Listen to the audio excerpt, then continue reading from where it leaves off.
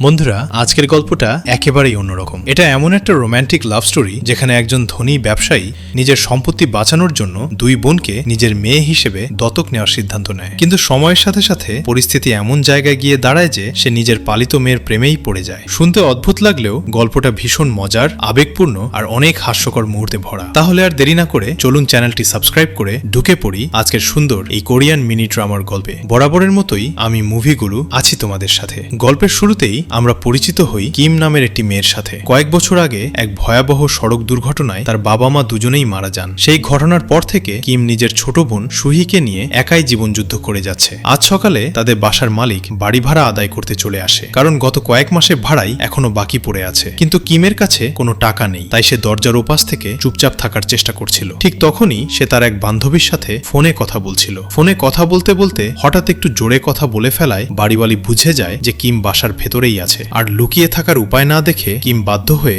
দরজা খুলে বাইরে আসে। বাড়িওয়ালি এবার সরাসরি বকাঝকা শুরু করে এবং বকেয়া ভাড়া চায়। কিম অসহায় কণ্ঠে জানায় যে এই মুহূর্তে তার কাছে কোনো টাকা নেই, তবে কিছুদিনের মধ্যেই সে সব পরিশোধ করার চেষ্টা করবে। মহিলাটি শেষবারের মতো এক সপ্তাহ সময় দেয়, কিন্তু শর্ত স্পষ্ট করে জানিয়ে দেয় এই সময়ের মধ্যে টাকা না দিলে কিম আর সুহিকে বাসা ছেড়ে চলে যেতে হবে। অন্যদিকে একই সময়ে কিম কম ভাড়ার কোনো নতুন বাসা খুঁজছিল। তখনই সে দেখতে পায় কয়েকটি মেয়ে তার ছোট বোন সুহিকে বিরক্ত করছে। তারা সুহিকে তাদের সাথে খেলতে দিচ্ছিল না। বোনকে কষ্ট পেতে দেখে কিম এগিয়ে যায় এবং মেয়েগুলোকে বকা দিয়ে সেখান থেকে সরিয়ে দেয়। এরপর সে নিজের কাজে চলে আসে। কিম একটি ছোট রেস্টুরেন্টে চাকরি করে আর সেখানেই কাজ করে তার ঘনিষ্ঠ বন্ধু জু। তবে জুর মনে একটা গোপন অনুভূতি আছে। সে অনেকদিন ধরেই কিমকে ভালোবাসে, কিন্তু আজ পর্যন্ত কখনো সাহস করে নিজের মনের কথা বলতে পারেনি। আজ কিম নিজের আর্থিক সমস্যার কথা জুকে খুলে বলছিল। সব শুনে জু বলে যদি কিম চায় তাহলে সে সুহিকে নিয়ে তার বাসায় থাকতে পারে, কিন্তু কিম বিনয়ের সাথে প্রস্তাবটা ফিরিয়ে দেয়, কারণ সে কারো ওপর বোঝা হয়ে থাকতে চায় না। সারাদিনের কাজ শেষ করে কিম যখন বাসায় ফেরে তখন অন্যদিকে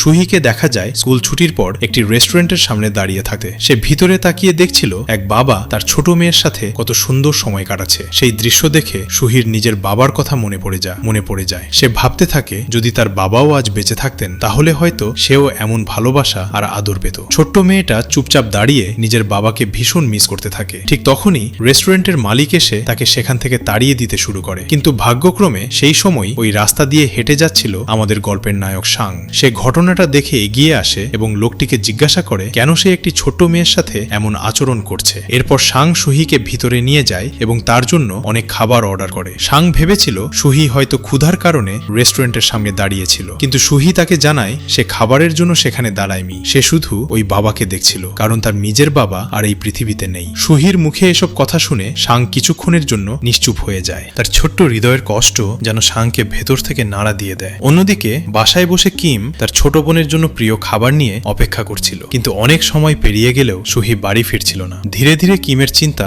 বাড়তে শুরু করে। অবশেষে দরজা খুলে সুহি বাসায় ফিরে আসে। কিম তাকে খাওয়ার জন্য ডাকলে সুহি জানিয়ে দেয় সে আজ ফ্রাইড চিকেন খাবে না, তার কোনো ক্ষুধাই নেই। কিম ভেবেছিল সকালে ঘটে যাওয়া ঘটনাগুলোর কারণেই হয়তো তার বোনের মন খারাপ, কিন্তু পরের মুহূর্তেই সুহি এমন একটা কথা বলে যা শুনে কিম কিছুক্ষণের জন্য চুপ হয়ে যায়। সুহি ধীর কণ্ঠে বলে, আপু, আমাদের যদি একটা বাবা থাকতো তাহলে কি ভালো হতো না? ছোট্ট বোনের এই কথার জবাব কিমের কাছে ছিল না। সে শুধু বিষয়টা এড়িয়ে গিয়ে সুহিকে খাবার খেতে বলে। পরদিন সকাল, রেস্টুরেন্টে কাজ করার সময় হঠাৎ এক অচেনা লোক কিমের সাথে দেখা করতে আসে। আর সেই লোকটা আর কেউ নয়, সাং। নিজের পরিচয় দেওয়ার পর সে এমন একটা কথা বলে যা শুনে কিম পুরোপুরি হতবাক হয়ে যায়। সাং বলে, আমি তোমাকে আর তোমার বোনকে দত্তক নিতে চাই। কথাটা শুনে কিমের যেন মাথায় আকাশ ভেঙে পড়ে, কারণ সাং তার চেয়ে মাত্র কয়েক বছরের বড়। এমন অবস্থায় সে কিভাবে তাদের বাবা হবে? লোকজনই বা কি ভাববে? কিমের কাছে পুরো ব্যাপারটাই অস্বাভাবিক মনে হয়। সে মনে মনে ভাবতে থাকে এই লোকটার মাথায় নিশ্চয়ই কোনো সমস্যা আছে, না হলে কেউ হঠাৎ করে এমন কথা বলে নাকি? তাই সে সরাসরি সাংকে না করে দেয়। কিন্তু সাং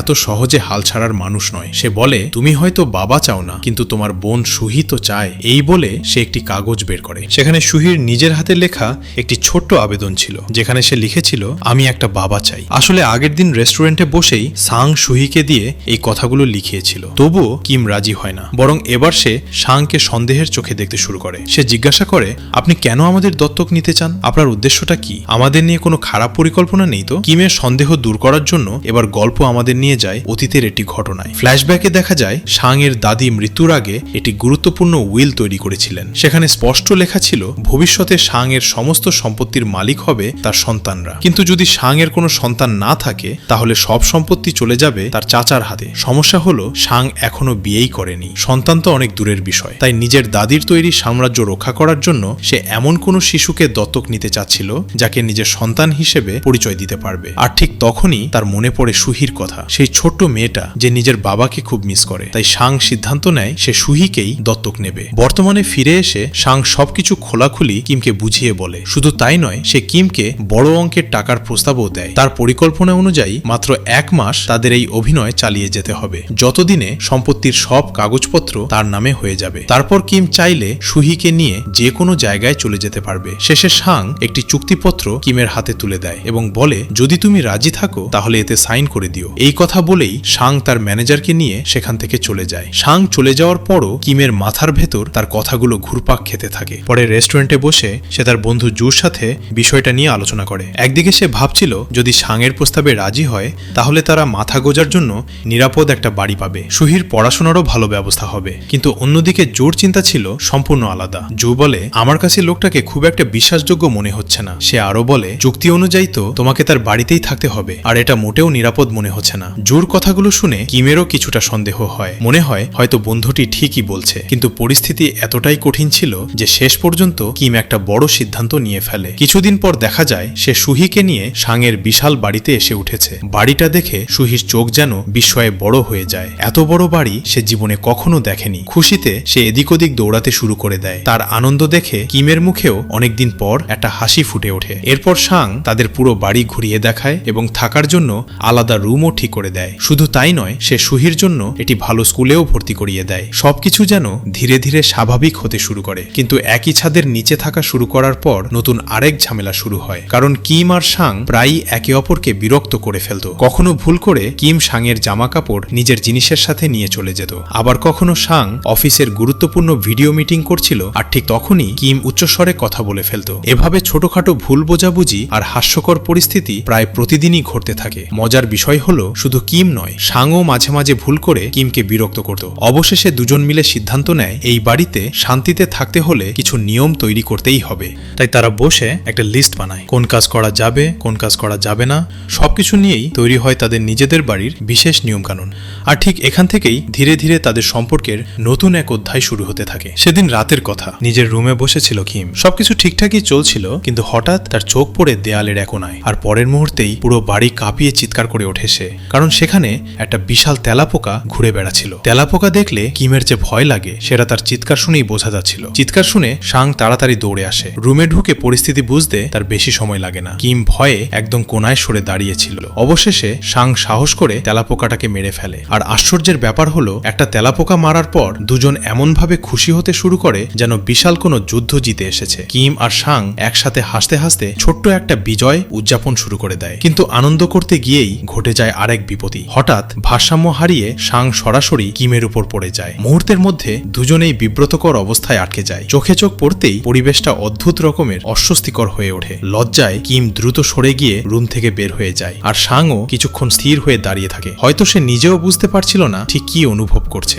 বন্ধুরা, আমি একটা বিষয় বুঝি না, মেয়েরা কি সত্যি তেলাপোকা ভয় পায় নাকি অভিনয় করে? তোমরা একটু কমেন্ট করে জানাও তো। আর তুমি যদি মেয়ে হও তাহলে কমেন্টে উত্তর দাও তুমি তেলাপোকা ভয় পাও কিনা। তো পরদিন সকাল, কিম নিজের কাজ নিয়ে ব্যস্ত ছিল। একই সাথে ফোনে কথা বলছিল জুর সাথে। কথা বলতে বলতে সে জানিয়ে দেয় যে এখন সে সাংয়ের বাড়িতেই থাকছে। একথা শুনে জুর মেজাজ সঙ্গে সঙ্গেই খারাপ হয়ে যায়। সে বলে, আমি তো তোমাকে আগে থেকেই মানা করেছিলাম, কিন্তু তুমি কখনোই আমার কথা শুনতে চাও না। রাগের মাথায় জু ফোন কেটে দেয়। এদিকে ঠিক সেই সময় সাংয়ের বাড়িতে অপ্রত্যাশিত অতিথির আগমন ঘটে। এসে হাজির হয় সাংয়ের চাচা, সাথে ছিল তার বিশ্বস্ত ম্যানেজার। বাড়িতে ঢুকেই চাচার নজর পড়ে কিমের উপর। অচেনা একটি মেয়েকে সাংয়ের বাড়িতে দেখে তার মনে সন্দেহ জাগে। সে ভাবতে থাকে এই মেয়েটা আবার কে। অন্যদিকে সাংও বিষয়টা বুঝতে পারে। কিম তখন বাইরে দাঁড়িয়ে কিছু একটা দেখছিল। সাং তার কাছে গিয়ে দেখে চাচা আর তার ম্যানেজার দাঁড়িয়ে আছে। চাচা মুচকি হেসে প্রশ্ন করেন, এই মেয়েটা কে, তোমার গার্লফ্রেন্ড নাকি? প্রশ্নটা শুনে সাং কিছুক্ষণের জন্য অস্বস্তিতে পড়ে যায়, কারণ সে কোনোভাবেই নিজের পরিকল্পনা নষ্ট হতে দিতে চায় না। তাই পরিস্থিতি সামলানোর জন্য সে বলে,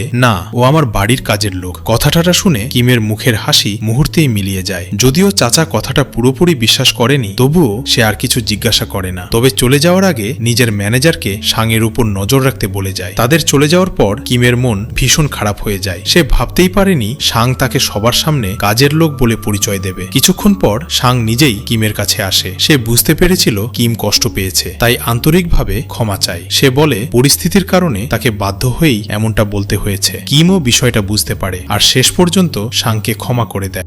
এরপরের দৃশ্যে আমরা কিমকে আবার জুর সাথে দেখতে পাই। জু এখনো চাইছিল কিম সাংয়ের বাড়ি ছেড়ে চলে আসুক। সে জানায় এই বিষয়ে সে তার মায়ের সাথেও কথা বলেছে। কিম আর সুহি চাইলে তাদের বাসায় থাকতে পারবে, কিন্তু কিম এবারও রাজি হয় না। সে বলে সাংয়ের সাথে করা চুক্তি এখনো শেষ হয়নি। এই উত্তর শুনে জুর ভেতরের হতাশা আরও বেড়ে যায়। রাগ আর অভিমান নিয়ে সে সেখান থেকে চলে যেতে উদ্যত হয়। তবে যাওয়ার আগে কিমের হাতে একটি ব্যাগ তুলে দেয়। কৌতূহল নিয়ে ব্যাগ খুলতেই কিম অবাক হয়ে যায়। ভেতরে ছিল এটি সেলফ ডিফেন্স শক ডিভাইস। আসলে জু ভেবেছিল যদি কোনোদিন সাং কিমের সাথে খারাপ আচরণ করে তাহলে যেন সে নিজেকে রক্ষা করতে পারে। জুর এমন চিন্তা দেখে কিমের হাসি পেয়ে যায়। সে বুঝতে পারে জু সত্যিই তাকে নিয়ে অনেক বেশি চিন্তা করে। এরপর রেস্টুরেন্টে গিয়ে কিম দেখতে পায় জু এখনো তার উপর অভিমান করে আছে। সে ঠিকমতো কথাও বলছে না, তাই কিম নানা রকম মজার কথা বলে তাকে হাসানোর চেষ্টা করে। আর শেষ পর্যন্ত জু বেশিক্ষণ রাগ ধরে রাখতে পারে না। ধীরে ধীরে সবকিছু আবার স্বাভাবিক হয়ে যায়, কিন্তু ঠিক তখনই নতুন ঝামেলা শুরু হয়। রেস্টুরেন্টে দুজন মহিলা এসে হাজির হয়। তারা সরাসরি কিমকে খুঁজতে থাকে। কিম সামনে আসতেই তারা অভিযোগ করতে শুরু করে। তাদের দাবি সুহি নাকি তাদের মেয়েদের মারধর করেছে। শুধু অভিযোগ করেই তারা থেমে থাকেনি। এক পর্যায়ে তারা কিম এবং তার মৃত বাবা মাকেও নিয়ে অপমানজনক কথা বলতে শুরু করে। কিম কিছু বলার আগেই হঠাৎ পরিস্থিতির মধ্যে নাটকীয়ভাবে প্রবেশ করে সাং, একেবারে সিনেমার নায়কের মতো। সে এসে জানায় পুরো ঘটনার সিসিটিভি ফুটেজ দেখা হয়েছে আর সেখানে স্পষ্ট দেখা গেছে যে আগে ওই দুই মেয়েই সুহিকে মারধর করেছিল। সুহি পরে আত্মরক্ষার জন্য পাল্টা প্রতিক্রিয়া দেখিয়েছে। একথা শুনে মহিলাদের একজন বিরক্ত হয়ে বলে, আপনি মাঝখানে কথা বলছেন কেন? সাং এবার দৃঢ় কণ্ঠে উত্তর দেয়, কারণ আমি কিম আর সুহির অভিভাবক। সাং এর এই উত্তর শুনে মহিলারা আর কোনো কথা খুঁজে পায় না। শেষ পর্যন্ত অপমানিত হয়ে তারা সেখান থেকে চলে যায়। অন্যদিকে কিম নীরবে সাং এর দিকে তাকিয়ে থাকে, কারণ এই প্রথম কেউ এত দৃঢ়ভাবে তার আর তার বোনের হয়ে দাঁড়িয়েছে। আর হয়তো সেই মুহূর্তে কিমের অজান্তেই সাং এর জন্য তার মনে বিশেষ একটা অনুভূতি জন্ম নিতে শুরু করে। রেস্টুরেন্টের সেই ঝামেলার পর সন্ধ্যায় কিম বাড়িতে ফিরে আসে। বাড়িতে ঢুকতেই সাং তাকে ডেকে একটি নির্দিষ্ট রুমে নিয়ে যায়। রুমের দরজা খুলতেই কিম অবাক হয়ে যায়। ভিতরে সারি সারি করে রাখা রয়েছে ক্যাম্পিং এর জন্য প্রয়োজনীয় বিভিন্ন সরঞ্জাম, তাঁবু, ক্যাম্পিং চেয়ার, রান্নার জিনিসপত্র, সবকিছুই আগে থেকে প্রস্তুত। সাং হালকা হাসি দিয়ে বলে, সুহি অনেকদিন ধরে আমার সাথে ক্যাম্পিং এ যেতে চাইছিল, তাই আগে থেকেই সব ব্যবস্থা করে রেখেছি। কিম কিছুক্ষণ চুপ থেকে বিষয়টা নিয়ে ভাবতে থাকে। তারপর বলে, আমরা যদি এভাবে একসাথে বাইরে যাই মানুষ নানা রকম কথা বলবে। কেউই বিশ্বাস করবে না যে তোমার এত বড় মেয়ে থাকতে পারে। সাধারণত এমন কথা শুনলে অনেকেই দ্বিধায় পড়ে যেত, কিন্তু সাং এর উত্তর ছিল একেবারে আলাদা। সে শান্ত গলায় বলে, মানুষ কি ভাবলো সেটা নিয়ে আমি চিন্তা করি না। এরপর ধীরে ধীরে সে নিজের অতীতের কথা বলতে শুরু করে। সাং জানায় খুব ছোটবেলাতেই সে তার বাবা মাকে হারিয়েছে। এরপর তার দাদিই তাকে বড় করেছেন। শুধু বড়ই করেননি, নিজের হাতে তাকে ব্যবসা পরিচালনা করতেও শিখিয়েছেন। দীর্ঘদিনের পরিশ্রমে যে কোম্পানি দাঁড়িয়েছে সেটাকে রক্ষা করা এখন তার দায়িত্ব। আর একই সঙ্গে সে সুহির ছোট্ট ইচ্ছাটাও পূরণ করতে চায়। তাই অন্যরা কি বলল সেটা তার কাছে কোনো গুরুত্বই রাখে না। কিম নীরবে তার কথা শুনতে থাকে। এদিকে তারা কেউই বুঝতে পারেনি যে জানলার বাইরে থেকে কেউ একজন তাদের ছবি তুলছে। অন্যদিকে ছায়ার মতো লুকিয়ে থাকা সেই ব্যক্তি তাদের প্রতিটি নড়াচড়া নজরে রাখছিল। পরদিন সাং, কিম আর সুহি একসাথে ক্যাম্পিং এ যায়। অনেকদিন পর সুহিকে এতটা খুশি দেখা যাচ্ছিল। সে কখনো প্রকৃতির মাঝে দৌড়াচ্ছিল, কখনো আবার সাং এর সাথে খেলছিল। মনে হচ্ছিল ছোট্ট মেয়েটা সত্যিই নিজের হারিয়ে যাওয়া বাবার ভালোবাসার কিছুটা হলেও ফিরে পেয়েছে। ক্যাম্পিং শেষ করে তারা যখন বাড়িতে ফিরে আসে তখন দূর থেকে কেউ একজন তাদের ছবি তুলে রাখে। আর এই লোকটা আর কেউ নয়, সে ছিল সাং এর চাচার পাঠানো সেই ম্যানেজার, যার কাজই ছিল সাং এর প্রতিটি পদক্ষেপ নজরে রাখা। এর পরের দিন কিমকে দেখা যায় খুব সুন্দর করে সেজে বাড়ি থেকে বের হওয়ার প্রস্তুতি নিচ্ছে। আজ সে একটি কোম্পানিতে চাকরির ইন্টারভিউ দিতে যাবে। সাজগোজ শেষ করে যখন সে নিচে নামে তখন সাং কিছুক্ষণের জন্য তার দিকে তাকিয়েই থাকে। মনে হচ্ছিল চোখ সরাতে কষ্ট হচ্ছে তার। তবে নিজের অনুভূতি লুকিয়ে রেখে সে স্বাভাবিকভাবে জিজ্ঞেস করে, কোথায় যাচ্ছ? কিম জানায় সে ইন্টারভিউ দিতে যাচ্ছে। সাং তাকে সাবধানে যেতে বলে আর সম্ভব হলে দ্রুত বাড়ি ফিরতেও বলে। কিম চলে যাওয়ার পর সাং নিজের ম্যানেজারের সাথে দেখা করে। এই ম্যানেজার শুধু তার কর্মচারীই নয়, বরং অনেক বছরের ঘনিষ্ঠ বন্ধুও। সাং আজ তাকে একটা গুরুত্বপূর্ণ কথা বলতে চাইছিল। আসলে সে বুঝতে পেরেছিল কিমকে নিয়ে তার অনুভূতিগুলো আর সাধারণ নেই। কিন্তু মজার বিষয় হলো সে মুখ খোলার আগেই ম্যানেজার সব বুঝে ফেলে। হেসে সে বলে, আপনি কিমকে পছন্দ করেন তাই না? প্রশ্নটা শুনে সাং বিস্মিত হয়ে যায়। সে অবাক হয়ে জানতে চায়, তুমি এটা বুঝলে কিভাবে? ভাবে। ম্যানেজার তখন তার ফোনটা দেখতে বলে। সাং ফোন বের করতেই দেখা যায় ফোনের পিছনে নানা রঙের স্টিকার লাগানো।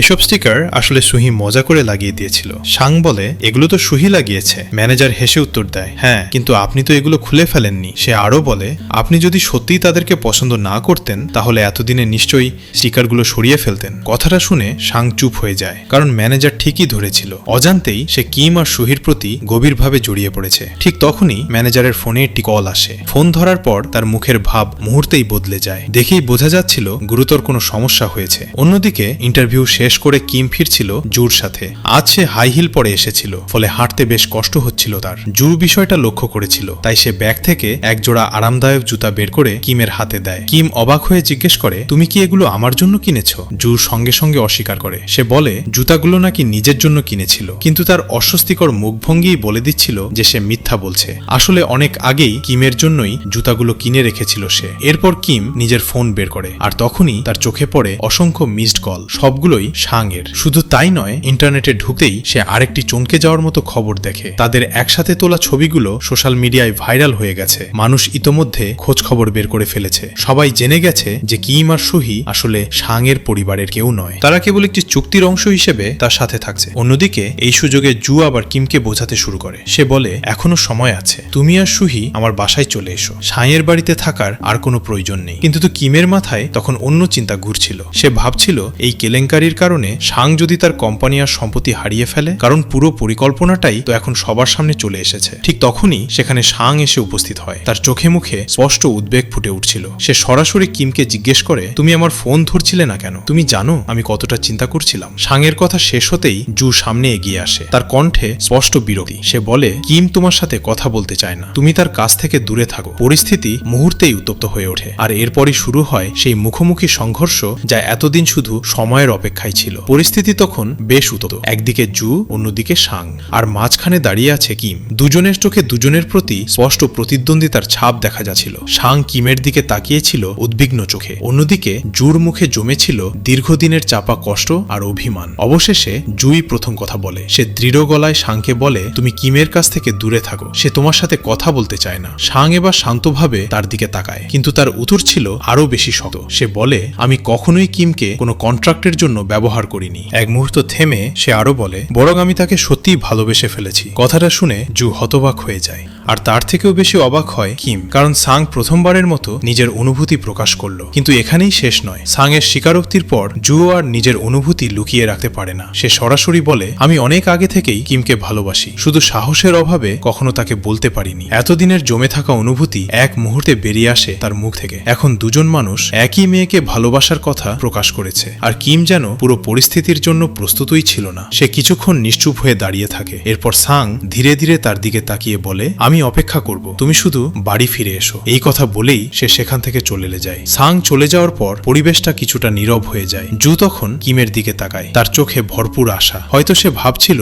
এবার কিমও তার অনুভূতির উত্তর দেবে। কিম ধীরে ধীরে জুর দিকে তাকায়, তারপর নরম কণ্ঠে জিজ্ঞেস করে, তুমি একটু আগে যা বললে সব সত্যি? জু মাথা নাড়ে। সে স্বীকার করে যে বহু বছর ধরে সে কিমকে ভালোবাসে। প্রতিটি কঠিন সময়ে সে কিমের পাশে থেকেছে, কিন্তু কখনো সাহস করে মনের কথা বলতে পারেনি। সব কথা শুনে কিম কিছুক্ষণ চুপ থাকে, তারপর ধীরে ধীরে নিজের উত্তর দেয়। সে বলে, তুমি আমার খুব ভালো বন্ধু, সব সময় আমার পাশে ছিলে। আমি সত্যিই তোমাকে অনেক মূল্য দিই। কিন্তু পরের কথাটাই জুর হৃদয় ভেঙে দেয়। কিম বলে, আমি তোমাকে কখনো বন্ধুর বেশি কিছু ভাবিনি, তাই দয়া করে আমার কাছে এর চেয়ে বেশি কিছু আশা করো না। কথাগুলো বলার সময় কিমের কণ্ঠেও কষ্ট ছিল, কারণ সে জানতো জুকে কষ্ট দিচ্ছে, কিন্তু মিথ্যা আশা দেওয়ার চেয়ে সত্যি বলা ভালো। কিম চলে যাওয়ার পর জু একা দাঁড়িয়ে থাকে, তার চোখে মুখে স্পষ্ট হতাশা। হয়তো সে জানতো একদিন না একদিন এই উত্তরই পাবে, তবুও বাস্তবতা মেনে নেওয়া সহজ ছিল না। অন্যদিকে কিম দ্রুত বাড়ির দিকে রওনা দেয়। বাড়িতে পৌঁছে সে দেখে সাং এখনো ফেরেনি, বরং বাড়ির বাইরে দাঁড়িয়ে তার জন্য অপেক্ষা করছে, যেন সে নিশ্চিত হতে চেয়েছিল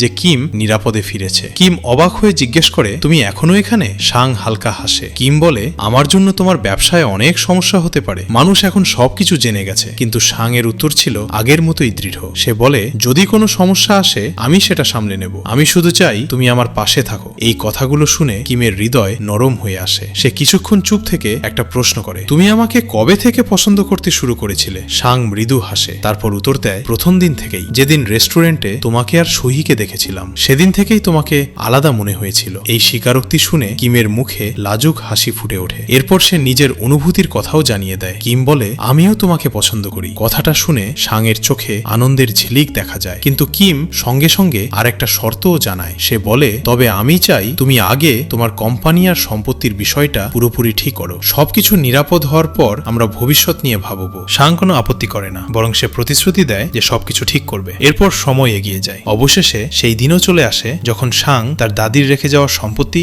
এবং কোম্পানির সম্পূর্ণ নিয়ন্ত্রণ নিজের হাতে নিয়ে নিতে সক্ষম হয়। এখন আর তার চাচার কোনো সুযোগ নেই। সব পরিকল্পনা সফল হয়েছে। ফলে কিমদের সাথে করা সেই অভিনয়ের চুক্তিরও আর কোনো প্রয়োজন থাকে না। সাং নিজের হাতে সেই নকল দত্তক নেওয়ার কাগজপত্র ছিঁড়ে ফেলে, কারণ এখন তাদের সম্পর্ক কোনো চুক্তির উপর দাঁড়িয়ে নেই। এটা সম্পূর্ণ সত্যিকারের। এর কিছুদিন পর সাং সুহিকে আনতে একটি পার্কে যায়। সেখানে গিয়ে সে দেখে সুহির সাথে আবার সেই দুই মেয়ের ঝগড়া চলছে, যারা আগেও তাকে বিরক্ত করত। সাং এবার মজা করে কিন্তু গম্ভীর মুখে বলে, এই পার্কটা আমি শুধু সুহির জন্য কিনে ফেলেছি, তাই তোমরা অন্য কোথাও গিয়ে খেলো। কথাটা শুনে দুই মেয়েই হতবাক হয়ে যায়। তারা ভাবতেই পারেনি এমন উত্তর পাবে। পরে তারা আফসোস করতে থাকে, যদি আগে থেকেই সুহির সাথে বন্ধুত্ব করত তাহলে হয়তো তারাও এই পার্কে খেলতে পারত। এদিকে গল্প এগিয়ে যায় শেষ অধ্যায়ের দিকে। একদিন সাং সরাসরি কিমের রেস্টুরেন্টে চলে আসে। তার হাতে ছিল বিশেষ কিছু, মুখে ছিল আত্মবিশ্বাসী হাসি। সে কিমের সামনে দাঁড়িয়ে নিজের মনের শেষ কথাটা বলে। সাং কিমকে বিয়ের প্রস্তাব দেয়। এই মুহূর্তটার জন্য যেন দুজনই অনেকদিন অপেক্ষা করছিল। কিমের চোখ আনন্দে ভরে ওঠে। সে এক মুহূর্তও দেরি না করে নিজের উত্তর জানিয়ে দেয়, হ্যাঁ, একটা ছোট্ট শব্দ, কিন্তু সেই শব্দটাই তাদের জীবনের নতুন অধ্যায়ের সূচনা করে। পরের মুহূর্তেই দুজন একে অপরকে জড়িয়ে ধরে। সব ভুল বোঝাবুঝি, সব বাধা, সব কষ্ট পেছনে ফেলে তারা অবশেষে এক হয়ে যায়।